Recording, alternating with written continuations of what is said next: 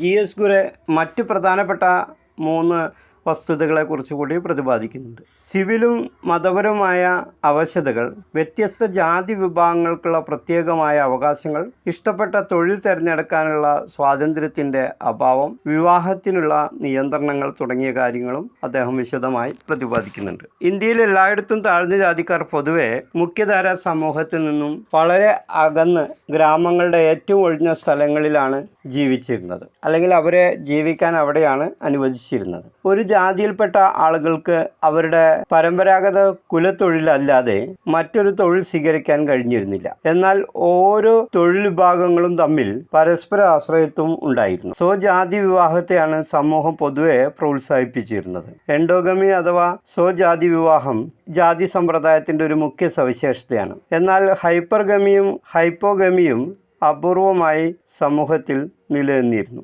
ഇത്തരം വിവരങ്ങളാണ് പ്രധാനമായും നമുക്ക് ജാതി സമ്പ്രദായവുമായി ബന്ധപ്പെട്ട് GS ഗുരയിൽ നിന്നും മനസ്സിലാക്കാനായിട്ട് സാധിക്കുന്നു. ഇനി നമുക്ക് പ്രധാനമായിട്ടും അറിയേണ്ടത് ജാതിയെക്കുറിച്ചുള്ള ഡോക്ടർ BR അംബേദ്കറുടെ വീക്ഷണങ്ങൾ എന്തൊക്കെയാണെന്നുള്ളതാണ്. Doctor BR Ambedkar's views on caste system. Bhimrao Ramji Ambedkar ഒരു നിയമവിദഗ്ധനും പണ്ഡിതനും രാഷ്ട്രീയ നേതാവും ഒരു ബൗദ്ധമത വിശ്വാസിയും തിരുത്തൽവാദിയും സാമൂഹിക പരിഷ്കർത്താവും ഇന്ത്യൻ ഭരണഘടനയുടെ മുഖ്യ ശില്പിയുമാണ്. അംബേദ്കർ ജാതി വ്യവസ്ഥയെയും അസമത്വത്തിനെയും കുറിച്ച് വളരെ വിശദമായി പഠിക്കുകയും ഗ്രന്ഥരചനകൾ നടത്തുകയും ചെയ്ത ഒരു സാമൂഹ്യ പരിഷ്കർത്താവാണ്. ഇപ്പോൾ ജാതി വ്യവസ്ഥയുടെയും അസമത്വത്തിൻ്റെതുമായ ഒരു കടുത്ത വിമർശകനായിരുന്നു അദ്ദേഹം വിശ്വസിച്ചിരുന്നത് ഇന്ത്യൻ ജനസംഖ്യ ആര്യ ദ്രാവിഡ മംഗോളിയൻ സിക്തിയൻ വംശജരുടെ ഒരു മിശ്രിതമാണെന്നാണ്.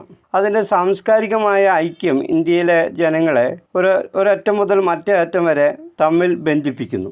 അംബേദ്കറുടെ അഭിപ്രായത്തിൽ ജാതി വ്യവസ്ഥ കഠിനമായ ഒരു സാമൂഹിക അസമത്വത്തിൻ്റെ പ്രത്യക്ഷ ഉദാഹരണമാണ്. ഈ അസമത്വം രൂപപ്പെടുന്നത് പ്രത്യേകമായ സാമൂഹ്യ വ്യവസ്ഥയുടെയും അതിൻ്റെ മൂല്യങ്ങളുടെയും വീക്ഷണത്തിൻ്റെയും അടിസ്ഥാനത്തിലാണ്. അതുകൊണ്ട് തന്നെ സമൂഹം വിവിധ ജാതി സംഘങ്ങളായി വിഭജിക്കപ്പെട്ടിരിക്കുന്നു.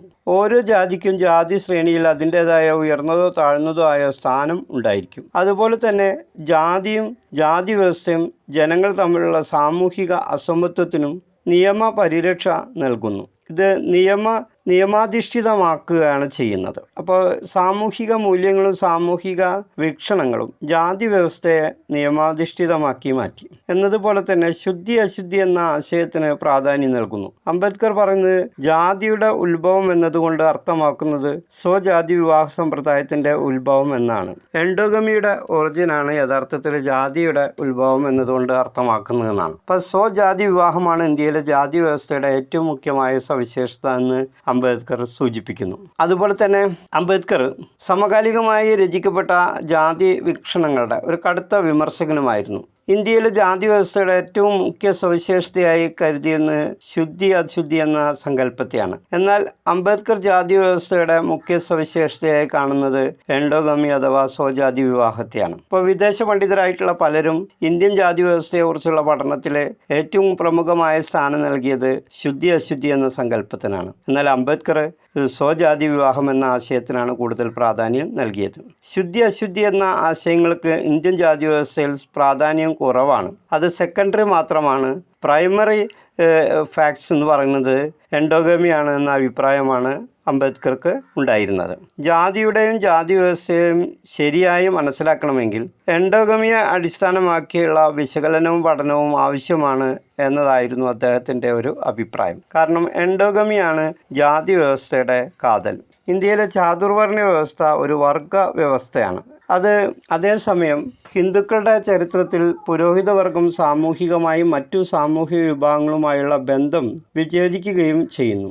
ജാതിയുടെ തന്നെ ഭാഗമായി വളരെ ക്ലോസ്ഡ് ഡോർ പോളിസി സ്വീകരിക്കുകയും ചെയ്യുന്നു. ഇതൊരു അടഞ്ഞ സംവിധാനമാണ്. മറ്റു വർഗങ്ങൾ തൊഴിലിൻ്റെ അടിസ്ഥാനത്തിലുള്ള സാമൂഹിക വിഭജന നിയമം പാലിക്കുകയും ചെറുതും വലുതുമായ വ്യത്യസ്ത സംഘങ്ങളായി സാമൂഹിക ജീവിതം നയിക്കുകയും ചെയ്യുന്ന ഒരു ഗ്രൂപ്പാണ് യഥാർത്ഥത്തിൽ ജാതി എന്ന് പറയുന്നത്.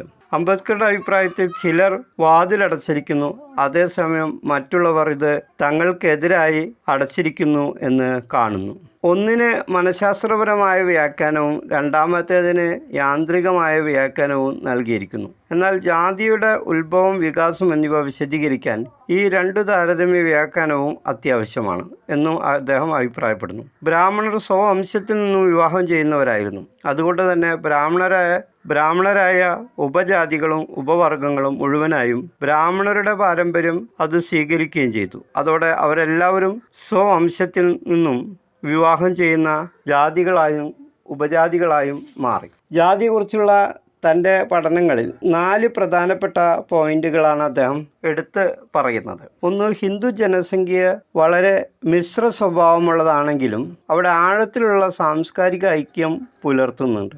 വലിയ ഒരു സംസ്കാരത്തിൻ്റെ ഏറ്റവും ചെറിയ ഒരു യൂണിറ്റാണ് ജാതി. തുടക്കത്തിൽ ഒരു ജാതിയിൽ നിന്നും തുടങ്ങി അനേകം ഉപജാതികളും ജാതികളും ഉണ്ടാവുകയാണ് ചെയ്തത്. അനുകരണങ്ങളിലൂടെയും ബഹിഷ്കരണത്തിലൂടെയും വർഗങ്ങൾ ജാതികളായി മാറി. ചുരുക്കത്തിൽ അംബേദ്കർ ഐക്യത്തിനും ജാതി വ്യവസ്ഥയും എതിരെ സമരം ആരംഭിക്കുന്നതിന് മുൻപ് തന്നെ ഹിന്ദു സമൂഹത്തെക്കുറിച്ച് വിശദമായി വിശകലനം നടത്തിയിരുന്നു.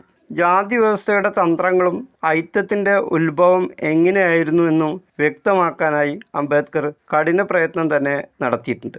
സമൂഹത്തിൽ നിലനിൽക്കുന്ന അസമത്വം നിർമ്മാർജ്ജനം ചെയ്യണമെന്ന ചിന്തയാണ് അദ്ദേഹത്തെ ഏറെ ദൂരം നയിച്ചത്. അംബേദ്കർ ഈ ജാതി വ്യവസ്ഥയുടെ എല്ലാ നൂലാമാലകളും തിരിച്ചറിഞ്ഞിരുന്നു. താഴ്ന്ന ജാതിക്കാർക്ക് തങ്ങളെ അടിച്ചമർത്തുന്നവർക്കെതിരായി പ്രതികരിക്കാനും ചെറുത്തു നിൽക്കാനുമുള്ള ശേഷി ഇല്ല. കാരണം ജാതി വ്യവസ്ഥയുടെ നിയമങ്ങൾ അത്രയും കഠിനമായിരുന്നു എന്നാണ് അംബേദ്കർ സൂചിപ്പിക്കുന്നത്. എങ്കിലും അംബേദ്കർ ജാതി വ്യവസ്ഥയ്ക്കും ജാതി വിവേചനത്തിനും എതിരായി യുദ്ധം ചെയ്തു. അവസാനം അദ്ദേഹം ബുദ്ധമതം സ്വീകരിക്കാൻ തീരുമാനിക്കുകയും ചെയ്തു.